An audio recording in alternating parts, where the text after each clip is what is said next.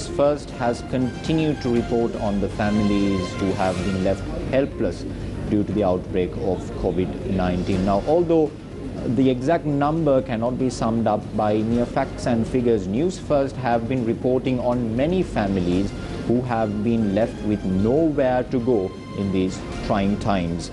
The family of Nalin Samira was one of them. 35-year-old Nalin lives in this house where he calls home with his wife and 3 children.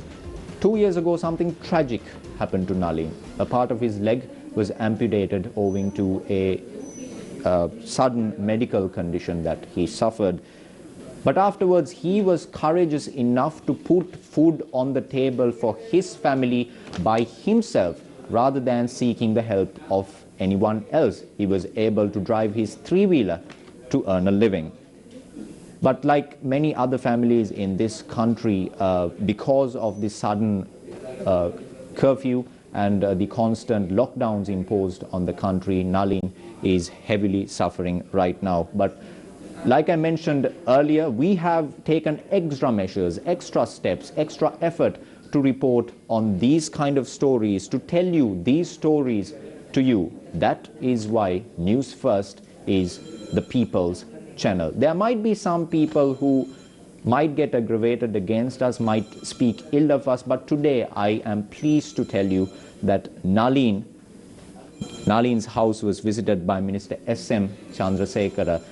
When Minister visited his home, Nalin was, however, not at home. He had left the house in search of food for his 3 children. However, Nalin came back and met the minister. Minister spoke to Nalin and inquired into the matters of his family, and immediately the minister donated money to purchase essential items to Nalin's family. And we are pleased to announce that he also promised to give him a house to live, a roof to live under the housing program conducted under the purview of Prime Minister Mahinda Rajapaksa. Let's take a look.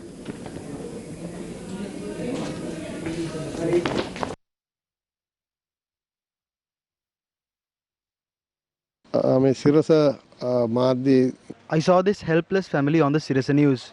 I will speak with the Prime Minister and give them a new house through our housing program. I'm extremely thankful to the Sirasa Media Network for looking into the plight of these people who live in deplorable conditions and informing us about them.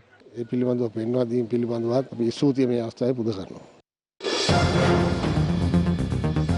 concessionary program proposed for the agricultural industry. Grameen Allowance officers step aside from distributing the 5,000 rupee allowance. Heavy security in several areas in the city of Colombo, a group of people directed to quarantine. Rishad Badiuddin provides a statement to the CID for 4 hours. Strong winds damaged 635 houses in Puttalam. On to those stories in detail now. President Gotabaya Rajapaksa held discussions on the COVID-19 healthcare and social security fund, while Basil Rajapaksa met with heads of diplomatic missions from a number of countries. Meanwhile, Prime Minister Mahinda Rajapaksa accepted the donation made by Jack Ma Foundation. A tweet issued by President Gotabaya Rajapaksa hinted on his future plans. The tweet read, and I quote, "We will take measures to build the economy with new policies to address the post-COVID-19 fallout whilst ensuring the health of the nation," unquote. Meanwhile, the Management Committee of the COVID-19 Healthcare and Social Security Fund met at the Presidential Secretariat today. According to the President's Media Division, the discussions focused on the steps that should be taken to fulfill the goal for which the President set up the fund. The committee is chaired by the Governor of the Central Bank, Professor W.D. Lakshman. Chief Financial Officer of the Presidential Secretariat, Ravindra J. Vimalavira, holds the position of Secretary of the Committee. Finance Secretary S.R. Artigala, Defence Secretary Major General Kamal Gunaratne, Secretary to the Ministry of State Administration S. Hettiarachi, Health Secretary Badrani Jayawardena and Acting IGP C.D. Vikramaratne are also members of this committee. Provision of medicine, medical research equipment, providing financial needs for health security facilities including capacity building, ensuring the safety and well-being of employees of the health sector and essential service providers, and provision of basic needs of children, women, low-income families, senior citizens, differently abled people and other vulnerable groups are among the main objectives of the fund. The fund is also tasked with the responsibility of coordination with the WHO, UNICEF, UNDP, the World Bank, Asian Development Bank and major development donor communities and agencies of Sri Lanka to raise funds. The fund continues to receive donations from both individuals and corporates. Head of the Presidential Task on Essential Services, Basil Rajapaksa, met with heads of diplomatic missions of a number of countries today. He met with the ambassadors and high commissioners of the United States, England, the European Union, Australia and Canada at Temple Trees.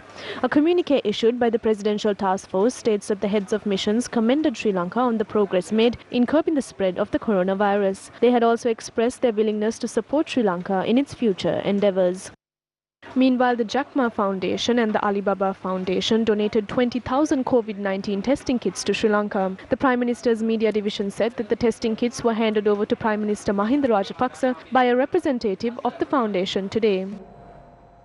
2 more people who tested positive for COVID-19 recovered today. With that, the total number of recoveries is at 68. There were no COVID-19 patients reported in the country until this evening. The total number of identified infected patients is at 238 as of now. According to the head of the National Operations Centre for the Prevention of COVID-19 and the commander of the Sri Lanka Army, Lieutenant General Shavendra Silva, the Nagalagam Street in Grand Pass has been declared as an isolated area upon the discovery of a COVID-19 patient. A person from Nagalagam Street who had associated with the patient from Suduwella, Jayala, was identified as a patient after being tested. 20 people who had close ties with him from Nagalagam Street were directed to a quarantine centre by the Sri Lanka Navy, and 31 residents from the area were directed to a quarantine centre by the Sri Lanka Army. The Bandaranayake Road in Halsdorf was closed down today upon the discovery of a COVID-19 patient who was under self-quarantine after returning to the island from a pilgrimage in India. She was admitted to the National Hospital at around 8 a.m. yesterday, and the patient had shown symptoms of a stomachache and heart-related issues. It should also be noted that the patient had arrived in the island from India on the 12th of March, and the symptoms have started to surface after a month and 3 days. 2 family members of the patient have also been admitted to the Colombo National Hospital after they too had shown similar symptoms. Steps have been taken to tighten the security in the area surrounding Mihindu Mawatha in Gunasinghapura, as a group of people residing in the area were directed to quarantine yesterday. As of now, the Nagalagam Street in Grand Pass, Bandaranayake Road in Halsdorf, Mihindu Mawatha in Gunasinghapura and the Arnold Ratnayaka Mawatha in Maradana have been either shut down or are under heavy security. Meanwhile, a tense situation arose at the Valisara National Hospital for Respiratory Diseases after 2 junior staffers who were sent to be quarantined were sent back to the hospital. They have been taken to Negombo, but they have said they will only permit doctors and nurses inside, and the others were sent back here. But who is responsible for the safety of all these people here?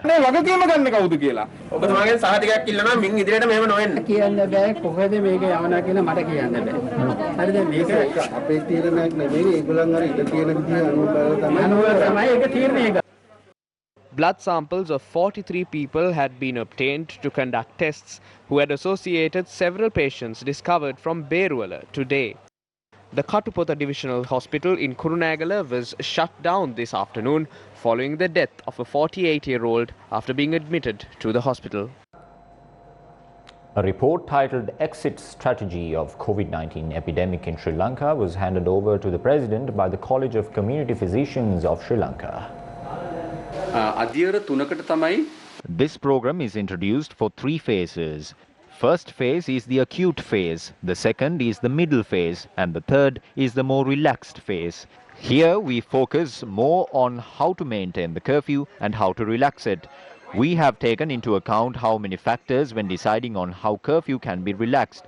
We looked into how we can ensure that only one person from each household leaves the house and so on. Talking about transportation, at first we should allow private vehicles to travel. Thereafter, we should focus on how to relax the ban on public transport.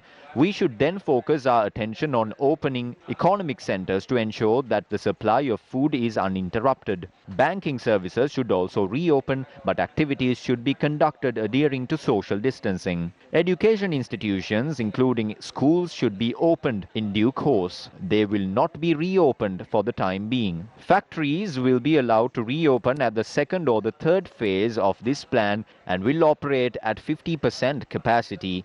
We have identified the needs which are endemic to the Western Province. We will implement a program tailor-made for the Western Province. කේන්ද්‍රය විදියට සාහිර පළාතට සුවිශේෂී වූ වැඩපිළිවෙලක් ක්‍රියාත්මක කිරීම.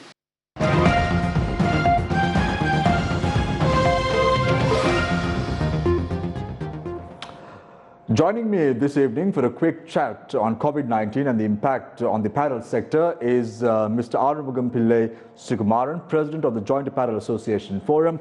A very good evening to you, Mr. Sukumaran, and thank you very much for joining us this evening on the show. Sir.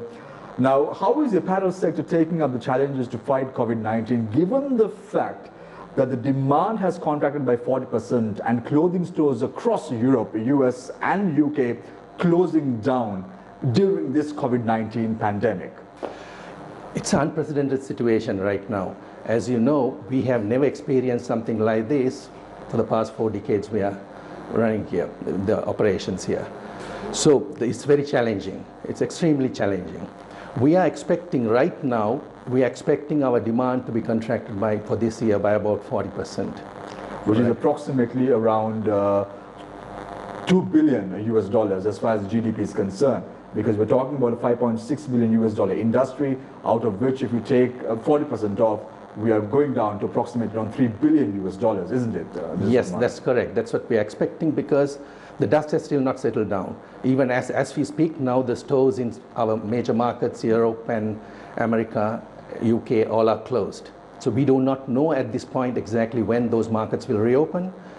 So it's a challenging situation. Now the government announced a 50 billion rupee stimulus package. Now the government is portraying it to be a concessionary grant. However, it is not a grant, it is a concessionary loan provided to many sectors across Sri Lanka. Isn't this a tiny drop in a massive ocean, Mr. Sukumaran? This is not enough to even salvage the apparel sector. Government has announced that package, which is, as you rightly said, it's a loan, which is repayable. And I'm not sure at this point of time that package is tailored or will help the apparel sector in any big way. Because the problem right now is immediately we have a situation where many of the SME sectors are in great difficulty of continuing their operations. So something more has to be done at this point of time, and we are working closely with the government to figure out the way out. Now, interestingly, Mr. Sukumaran, the government speaks about many industries. They speak about the tourism industry. They had a one-on-one meeting with the apparel sector as well just a couple of weeks ago. They speak about the tea industry and the importance of the exports to be keep running as far as the country's economy is concerned. But what are the tangible steps taken by the government to safeguard industries such as the apparel sector at present? At present, we are trying to assess our situation on our own, where our industry will move towards. We have made some proposals to the government to how to assist. There are things which has to be done immediate and things which has to be done in the long term. We expect next 3 to 6 months, next 6 months is very crucial for our industry, where we have to retain our industries so that we can bounce back, because there is going to be a situation, there's the contraction of demand, this is going to come down. So we are working with the government to see how can the SME sector of our industry can be protected, because it's the key. We estimate at least 25 to 30% of our business is covered by the SME sector. So we know right now, Mr. Kumaran, that there are approximately 350 to 400 factories operating in Sri Lanka, and approximately 100 factories have already told the Labour Commissioner that they won't be able to pay the wages of employees at present, isn't it? That's correct. Right now, approximately 100 companies, as far as I know, has written to Labour Commissioner and informed the Labour Department they are going to be in difficulty to pay the salaries for the month of April. Now, let's say, Mr. Sukumaran, between 2008 to 2010, Sri Lanka lost approximately around 90,000 jobs in the apparel sector due to the recession that was experienced the world over at that time. I know you don't have a crystal ball in front of you to decide or forecast the future, but in your opinion, how many jobs will we lose in the short term and the long term as far as the apparel sector is concerned? As far as the apparel sector is concerned, right now we have directly about 350,000 employees. And our estimate is there would be a contraction of at least about 25 to 30% immediately, starting from April onwards. So all that would be, in terms of numbers, it could be about, say, 100 to 125,000 people's jobs will be at stake. And some action has to be taken how to retain them. Mr. Kumaran, interestingly, how important is it for us to navigate these problems? Think about becoming agile. I remember last year at the annual group review of the Maharaja organization, we spoke about how important it is to become agile to take on the world. How important it is for the apparel sector to be agile? And agility is quite important, isn't it, at a time like this? Yes. Our industry had been always in the forefront of agility. We had been navigating problems like this, different problems over the past several years. But what we are foreseeing now is unprecedented, where it's not things which are beyond our control. It's not only what's happening in Sri Lanka, but the whole world is locked down, our demand is contracting. So it's a problem. So agility-wise that is where we need a time. I'm sure within over the next 6 months to 9 months, a lot of changes will happen in terms of the products we are doing, the markets we are doing. There's going to be changes. So business continuity plans are quite important at present because the new normal has now changed. The new normal has changed, but the dust has still not settled. So we really do not know where the new normal is going to settle down. But we know it will not be what it was earlier.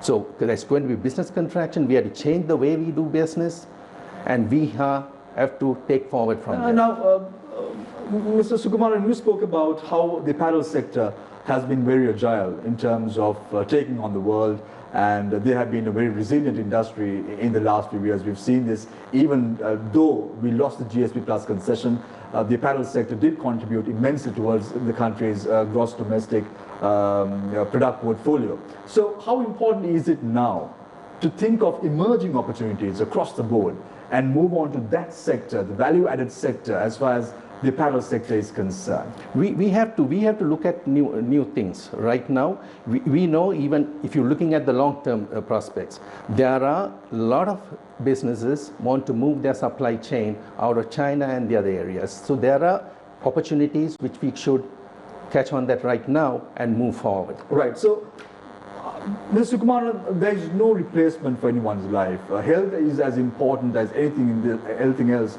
in the world. It's very important to be very focused, steadfast about the health concerns in Sri Lanka. However, the economy is also very important. That has to be in the top priority list as far as the government is concerned. So if we continue to be locked down in the next few weeks, Mr. Kumaran, that means we will lose opportunities for countries like Vietnam, which is open, Myanmar, which is open. So there is a threat to the apparel sector if we continue to be locked down in the longer run, isn't it? You're correct. That's one of the reasons we have been trying to see, while giving priority for the health of our workers who are going to work for us and the nation, we are trying to figure out how we can gradually ease this lockdown and start working. We have been working with the government to start our operations in a limited scale and ramp up from there. And we have been told by next week we will be able to restart this operation. We are hoping that will be done, because otherwise some of the opportunities coming our way could be moved. Mr. Kumaran, do you think the government has got its priorities wrong at present? Why am I saying this? Because they are very steadfast about having an election in the next few months without thinking about the country's economy. What is the message you have for them as far as the short-term, medium-term, long-term economic strategies are concerned? What must the government do to safeguard industries like the apparel sector? I think what we have to understand is the situation which is happening right now, it's unprecedented, which is not only in the control of Sri Lanka, which is from the whole world. So the actions which we take may not be what generally taken on a normal situations. So while giving health to the priority, I think it's time now to look at economy as well, how to open up and take it from there, right? Economy and health going forward probably has to have a balance to go forward. What is that correct balance? It's not for me to decide because I'm not an expert in that area, but I think economy has to be opened up, having the correct balance while looking after the health of the people. Very quickly, Mr. Kumaran, as we speak, the United States of America, which is one of your biggest clients as far as the clothing industry is concerned, has lost approximately around 1.5 million job opportunities. Do you see something of this sort happening to many industries in Sri Lanka? Because we know the tea industry, there are dependents of approximately around 1.5 million. Then tourism has a dependency of approximately 1.8 million. Then you all have approximately of dependence of approximately around 350,000 to 400,000. Are you going to experience something of this sort in the next few months? I think in the next 6 months, from now to next 6 months, we can see that happening. I'm not going to deny that. In the apparel industry, there will be job losses. It's a question of what we have to do is, how can we bounce back? That should be our target, how to get it back. Okay. Thank you very much, Mr. Arumugam Pillai Sukumaran, President of the Joint Apparel Association Forum, for joining us this evening on the show for a quick chat. The flower that blooms in adversity is the rarest and the most beautiful of all. Stay safe.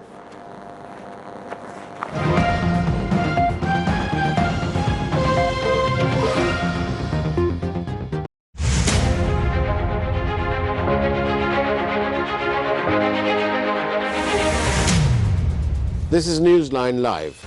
Watch us for all the action. We ask all the questions that you want answers to.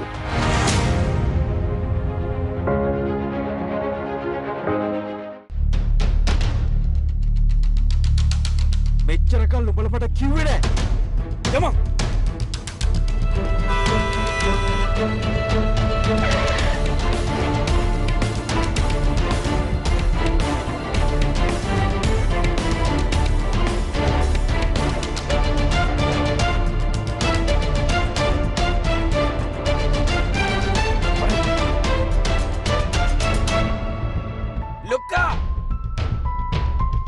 මායිමෙන් අපි ගැනත් පොඩ්ඩක් කියන්නකෝ. එතකොටනේ රටම අපි ගැන දැනගන්නේ. මායිම හැමදාම හැමදේම දිනපතා රාත්‍රියටයි 30ට. While the world grapples with the coronavirus pandemic, the plight of the people who were suffering even before the outbreak began has now faded into obscurity. Can these people be forgotten in these trying times? Residents of Kitanavatta Pasyala were starving without food even before the COVID-19 outbreak in the country. All 20 families in the village depend on daily manual labor to earn a living. All of them live in these temporary shelters. All 20 families lost their modes of income with curfew being imposed across the island. We have not gotten any aid. We too would like to cultivate on our own and eat. We like to grow our own food, but we don't even get a small chili plant from the agrarian office. Recently they distributed 5,000 rupees in cash. I didn't even get that money. You will be blessed. Please give me some aid. That is all I ask of you. I spoke to the Grama Seva officer. The Grama Seva officer reprimanded me and asked me to hang up the phone as I was disturbing him. The Grama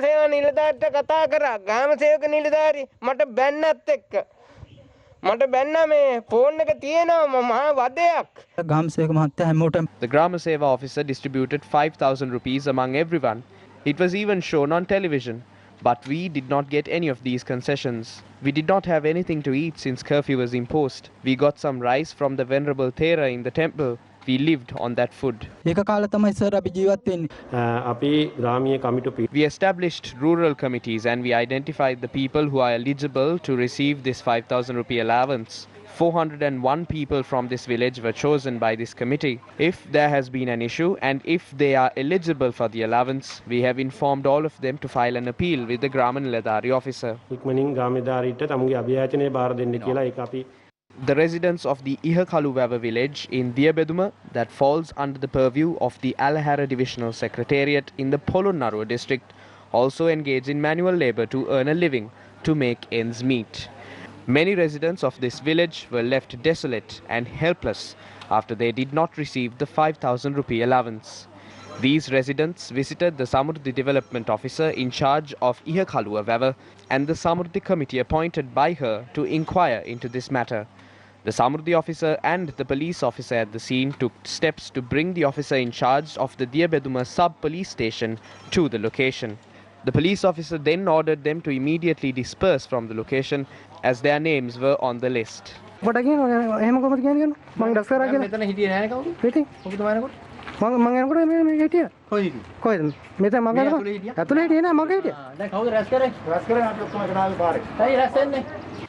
were told that we don't have the Samurdhi. Our allowance of 5,000 rupees was also slashed.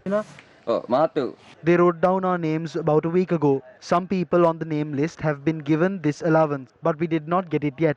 They said that the money will be given to the second batch this morning, but they only said that our names were on the list when the police came. Meanwhile, former State Minister Lakshman Vardhan convened a media briefing today and explained about government's program to provide concessions, including Samurdhi concessions. We have given aid to 1,798,659 Samurdhi beneficiaries. Concessions were also given to 60,539 on the waiting list. 160,675 farmers were given the agrarian insurance. 519 people above the age of 100 were given concessions. The senior citizen allowance was given to the people on the waiting list as well. 559,105 people have been given concessions. 11,971 people with special needs were identified and aid was given to them. The minister spoke about the new group who will be given the concessions. Besides all other concessions, the Presidential Task Force issued a circular and paid a 5,000 rupee allowance to all labourers in the construction sector. After that, those engaged in the supply of raw material, carpenters, masons, electricians and patients were given 5,000 rupees. Especially those employed at beauty parlours, institutions supplying goods and services for events, people who supply services and equipment, people who modify three-wheelers and other vehicles, tailors, barbers and three-wheeler drivers received this concession of 5,000 rupees.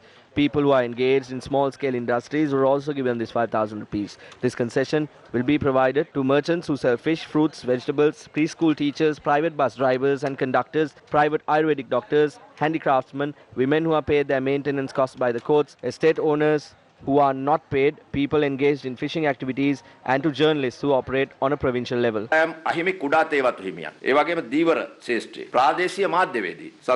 What steps should be taken when you come across issues when receiving these concessions? Some politicians say that they have not received it. Now you can make an appeal to the Divisional Secretariat, Grameen Allowance or to a public representative. If you do that, we have a chance to include people we have missed. What else can the government do? Some politicians have various issues. They ask us as to how Basil Rajapaksa is tasked with this. We cannot do anything about that from our part. This fortunate situation is like a three-wheeler.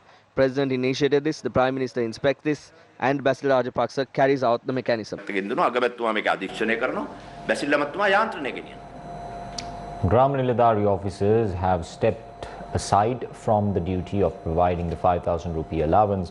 This action has been taken by them, stating that the mechanism is plagued with uncertainty. In a letter addressed to its members, the All Ceylon Independent Grameen Allowance Association points out that various institutions have issued certain circulars and guidelines from time to time regarding the mechanism to provide the 5,000 rupee allowance. The Grameen Allowance pointed out a certain statement made by Minister Pavitra Vanyarachi last evening regarding presenting one's identity card has worsened the situation. We arrived at this decision after consulting all Grameen Allowance unions. What is left to be paid is the allowance for those who have lost their livelihood. Those lists had also been completed yesterday. However, the Minister of Health at the media briefing yesterday said that the forms of those who have lost their livelihood should be refilled. The general public and officials were severely inconvenienced because the process of providing the allowance was stopped halfway and now the forms have to be refilled. Various Grameen Allowance trade unions had organized a joint media briefing today in Kandy. We are ashamed to say there has been no one at the Ministry of State Administration and Internal Affairs to give leadership to us and to guide us. They keep on issuing new circulars, one in the morning, one in the afternoon and another at night. Then they release it to the media. There is no mechanism in place to communicate the contents of these circulars to the necessary institutions.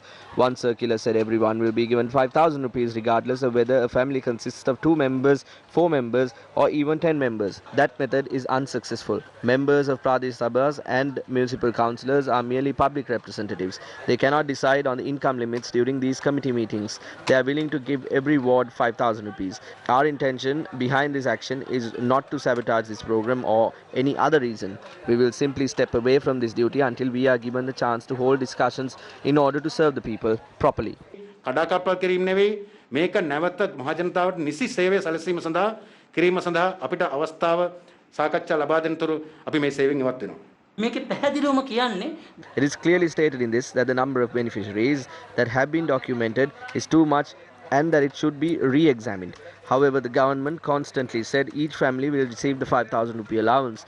In truth, we have had to compile documents on those who are ineligible to receive the allowance. According to the final circular, one thing is clear. That is, this 5,000 rupee allowance can only be given to iota the total number of people who need this allowance. ප්‍රදේශයේ වසමක ඊටාම සීමිත පුද්ගල සංඛ්‍යාවකට විතරයි මේ රුපියල් 5000 දීමනාව දෙන්න පුළුවන් වෙන්නේ. Politicians too continue to raise their voice against the politicization of the program to provide concessions to the general public. Former parliamentarian Sunil Handunnetti spoke about this. There are discrepancies in the distribution of these items. Most of these differences are political. We presented facts that the situation is such where certain Grameen Allowance officers are asked to meet with the regional politicians. It was proven here as well. In most cases, it is a shortcoming in the program to distribute the goods. So even when goods are distributed to cooperatives and societies, we can feel that there is an element of political bias. So we responsibly request the government to face this as a government. Do not discourage state sector employees. We cannot stop the political advantage of this program accruing to the government, and we do not want to stop it. The people who intervened in this crisis, including the president, should be given due respect. But these concessions must go to the people who need them the most. නමුත් මේ සහන ඇත්තටම අත්‍යවශ්‍ය කණ්ඩායමට ලැබෙන්න ඕන. Should authorities hold an election at a time where the country is faced with a pandemic such as the coronavirus? Here are some of the views expressed regarding the matter. I don't think that this is a suitable time to hold an election because we still have not been able to contain this virus properly. When no patients are identified during a certain period of time, then we can confirm that the activities in the country have returned to normalcy. We cannot claim that we are safe at present.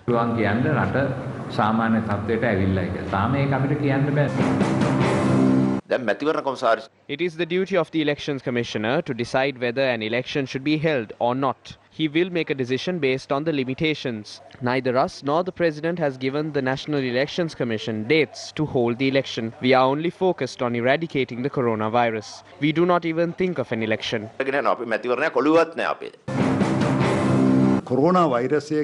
coronavirus is a contagious illness which curtails one's ability to breathe.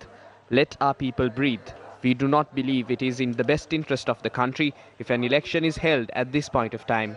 That sentiment is shared by many, including the people. We believe it is best to postpone the election. The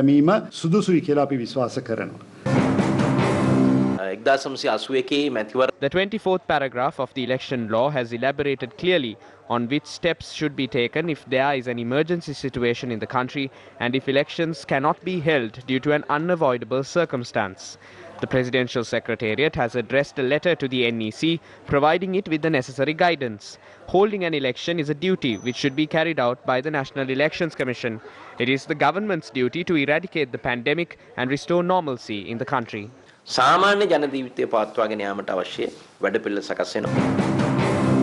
A national organizer of a certain political party has been appointed the head of the task force on disaster management instead of the minister. An election has been called for. At such a time, a political representative from the flower bud has been put in charge of the mechanism to provide goods to those in villages. This is not a virtuous act. The government has attempted to gain political mileage at a time where it should not even thought of it. Stop politicizing this matter. Let state officials handle this matter. දේශපාලන වාසි ගන්න නැතුව අද අපි ක්‍රියා කරනවා වගේ මේක රාජ්‍ය නිලධාරී යාන්ත්‍රයෙන් දීලා මේ ක්‍රියාත්මක. Wild elephants encroached on the Diulvava village and destroyed crops of farmers in the area.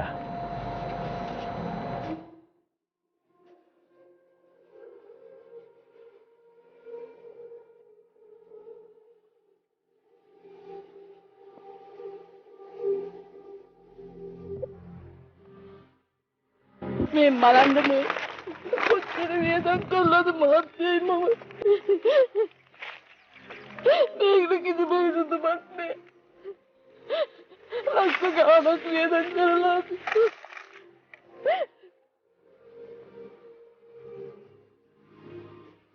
Farming is the main livelihood of the residents of Diulvava village.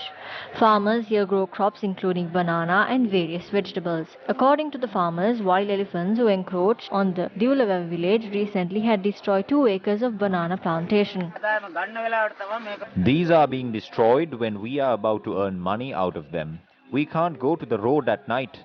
We can't go out anywhere in the morning. The elephants are on the road. We informed the authorities. There is no relief as of now.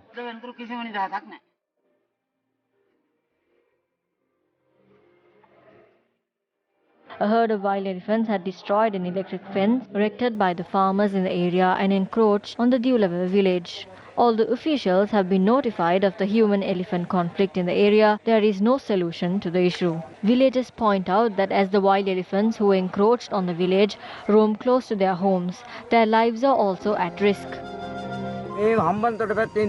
It was the elephants that were brought from Hambantota by the wildlife authorities that destroyed all these crops by coming through the electric fences. This is my brother's farm. The government has not taken any measures to resolve this. They all lie. We are up all night. We constantly have to keep an eye on this. All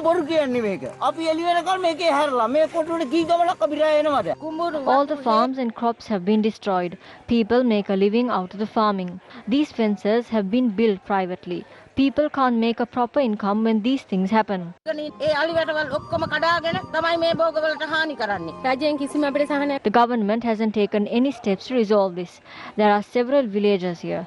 Sadly, we are unable to celebrate the Sinhala Tamil New Year too. There was an elephant right outside our house when we were about to engage in New Year traditions. On that somber note, let's take a look at more news from here at home. The Criminal Investigations Department recorded a statement from former Minister Rishad Badiuddin for about 4 hours today. He was questioned regarding the acquisition of a land in Mana. The former minister arrived at the Criminal Investigations Department at around 10:30 this morning. According to police, he was summoned to record a statement for the investigations into a complaint on alleged irregularities in acquiring a land for a housing project in the area. The CID had asked me to come here to record a statement regarding an allegation leveled against me by a group who hold political views opposed to mine. I came for that at 9:30 this morning. All of these are false allegations. They are conducting investigations into petitions filed by people who want to gain political mileage.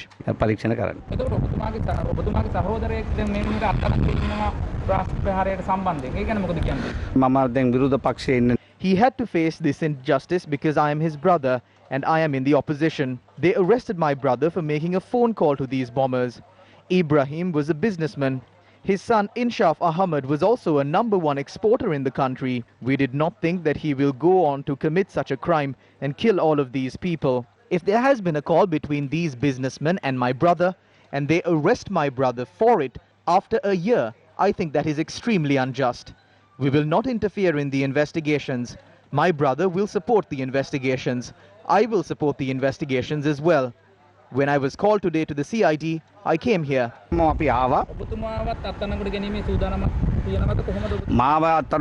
How can they arrest me? The acting IGP sent a letter after the investigations that I am not in any way involved in the April 21st attacks. A year after that, if they are saying again that I am involved in this, that would be a show of how politically desperate they are.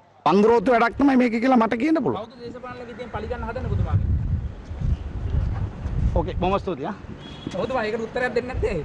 ඒ කියන්නේ ඔබතුමා දේශපාලනයට මොඩෙක් නෙමෙයි ඔයා දන්නවනේ. නෑ ඉතින් පොඩ්ඩක් කියලා ගන්න ඔබතුමාට කවුද ඔබතුමාගේ පලි ගන්න හදන්නේ කියලා පොඩ්ඩක්. එමුතුමා මම විරුද්ධ පක්ෂයේ කෙනෙක්. කවුද පලි ගන්නේ කියලා ඔයා හිතා ගන්නකෝ. නෑ ඔබතුමා නමක් විදියට කියන්න බැරිද? ඔබතුමා දිගින් දිගටම කියන්නේ දේශපාලනය පලි ගන්නවා කියලානේ. කවුද මේ පලි ගන්න හදන්නේ ඔබතුමා? කියන්නේ ඔව් ඉවරයි නේද? පස්සේ කියන්න. උඹ ගහන්න. ඔව් පොට්ටෝ කැමරා එක.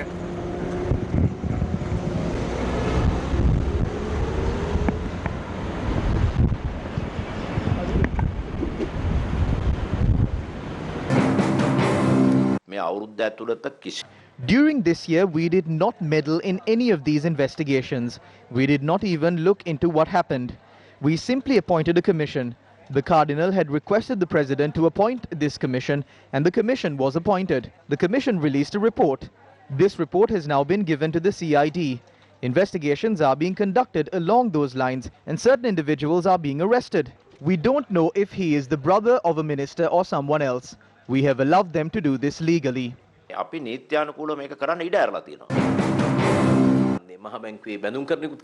COPE committee inquired into the bond scam. A commission also inquired into the same incident. The commission looked into hundreds of thousands of phone conversations and gathered evidence on the people against whom charges were filed. Here too we saw that when investigations were carried out into the April 21st attacks by the police and the CID, there were many parties who were unhappy with this. New officers were appointed to conduct these investigations at the CID. When this new team took over the investigations, these new matters have now begun to surface. Former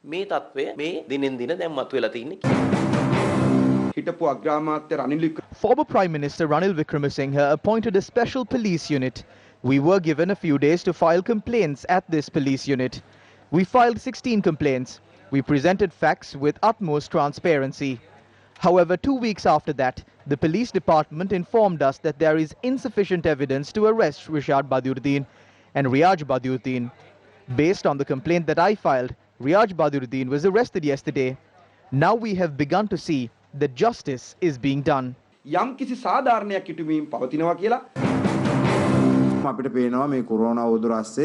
can see that certain members of this government are spreading racism even amid the COVID-19 outbreak. We saw campaigns being carried out against the Muslim community, branding them as the ones responsible for the COVID-19 outbreak. We see this as a preparation for an election. We condemn this. We cannot come to a conclusion regarding these investigations. We have a serious issue as to if they are preparing for an election. We can see how they are behaving now with an election around the corner. Meanwhile, the police media spokesperson said yesterday that 6 suspects connected to the April 21st attacks were arrested during the past few days. Attorney at law Hijaz Hizbullah is among the suspects arrested by the CID. We uncovered information that this lawyer had associated with 2 of the bombers. Also, he had been a member of certain organizations that the bombers were a part of and held positions in these organizations. We have received reports that they had conducted various transactions. One of the bombers had donated a plot of land to one of these organizations, and that is the plot of land on which the organization is currently functioning. The suspects who were arrested yesterday are being questioned on detention orders, and we are working according to the provisions of the Prevention of Terrorism Act. The Bar Association of Sri Lanka wrote to the Inspector General of Police regarding the recent arrest of Attorney-at-Law Hijaz Hizbullah, a member of the Bar Association. The Bar Association writes, quote, "According to the information we have received, the reason for his arrest has not been made known up to now. We have been informed that the arrest is based on certain functions attended by Mr. Hizbullah in his professional capacity as a member of the Bar," unquote. The letter further states that the BASL has no intention of disturbing any lawful pending investigation by authorities and adds that the BASL is concerned about the well-being of Hijaz Hizbullah. The BASL requests the Inspector General of Police to direct the investigating officers to ensure that the professional rights of Hijaz Hizbullah is given due consideration and that the BASL is informed of the reasons and the basis of his arrest. On to your weather report this evening. 635 houses were damaged as a result of strong winds that blew across Puntland. 5 divisional secretariats in the district were affected by the inclement weather.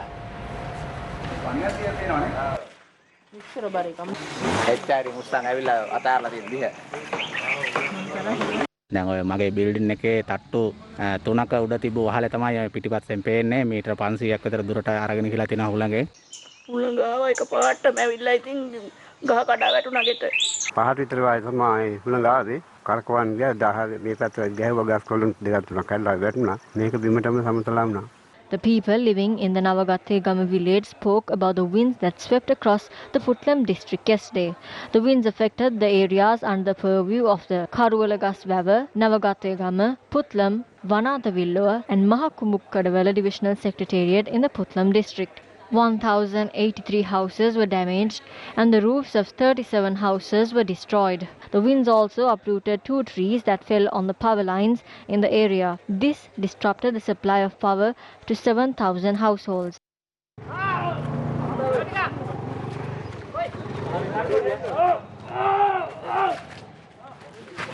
The Ministry of Power has informed the CEB officials of the Puntland district to submit an estimate on the damages caused. Meanwhile, the Met Department said the inter-monsoon season has begun to set in.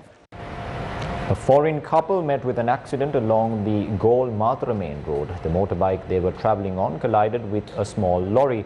A woman on the motorbike who suffered severe injuries is currently receiving treatment at the Matra General Hospital.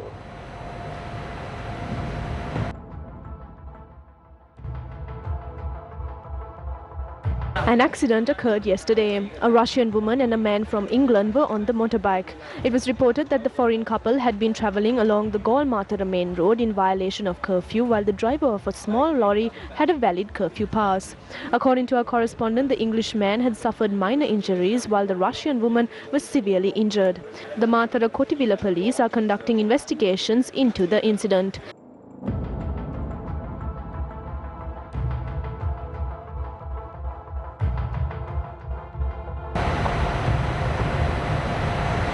According to the US Department of Labor, another 5.2 million workers filed for their first week of unemployment benefits last week, bringing the total number of Americans who have filed initial jobless claims to around 22 million, or roughly 13.5% of the labor force since March 14th. Overall, the last 4 weeks have marked the largest and most dramatic rise in claims on the record since the Labour Department started tracking the data in 1967. Other job crises have played out far more slowly. In the Great Recession, for example, employment declined by 8.6 million workers between its peak in November 2007 and trough in December 2009. The number of individuals who are infected with the novel coronavirus has exceeded 2 million worldwide. The number of fatalities stands at 136,048, and on a more positive note, the total recoveries is now at 523,932. Responding to allegations made by the US, China's foreign ministry said the World Health Organization has said there is no evidence that the coronavirus, which has infected more than 2 million people globally, was made in a lab.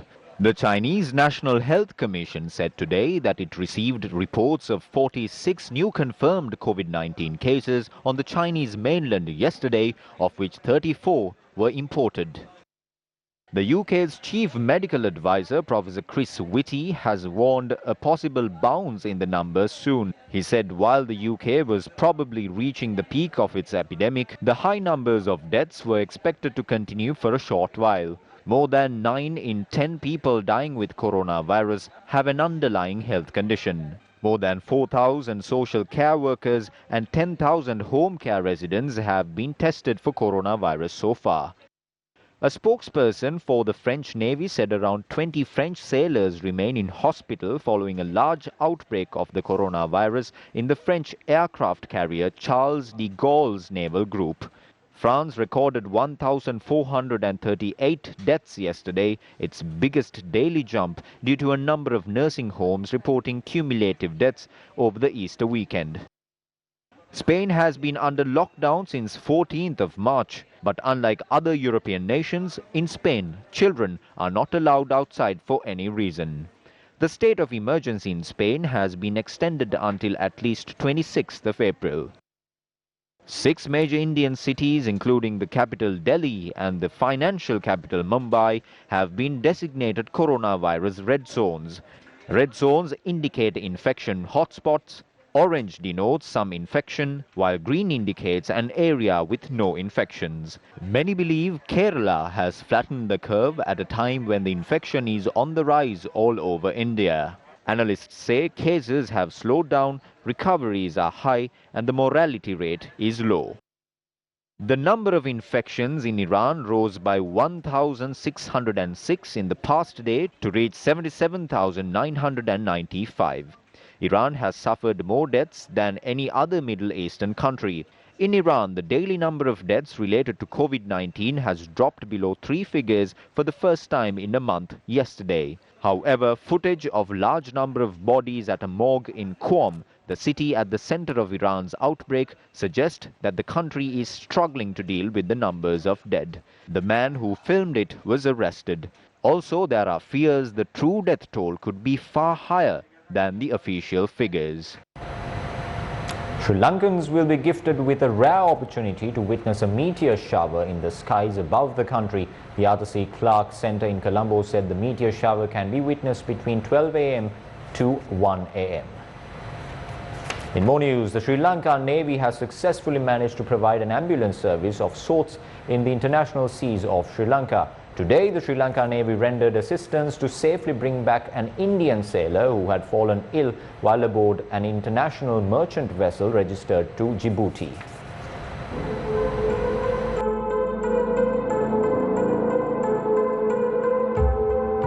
The local shipping agent of the particular vessel had requested Sri Lanka to rescue the sailor and bring him back to Sri Lanka. The ill sailor was brought to the Colombo port under the direct supervision of the commander of the Sri Lanka Navy, Vice Admiral P.R. De Silva.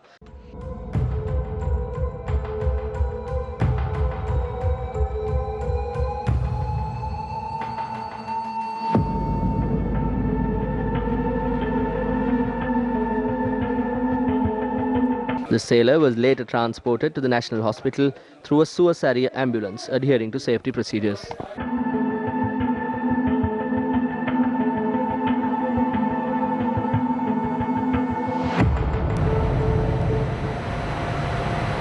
The Gammadda Rise Up Sri Lanka campaign has spread across social media, with Sri Lankans across the country continuing to share their video recordings with a message of hope for a rising nation. Today, the cricketing fraternity joined our campaign and contributed to this cause. We leave you tonight with that footage. I'm Tarsha Kumar Singh along with our tonight's news interpreter Brian D. Cruz. Stay at your homes, stay safe, but stay close to News First. Good night.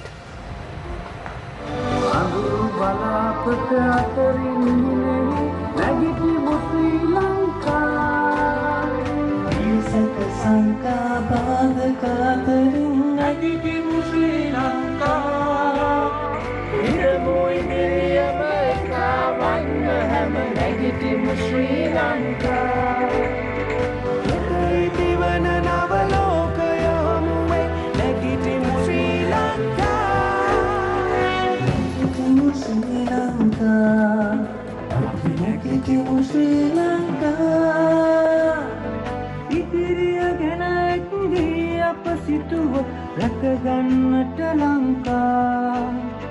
Time for us to hope and pray and heal our motherland.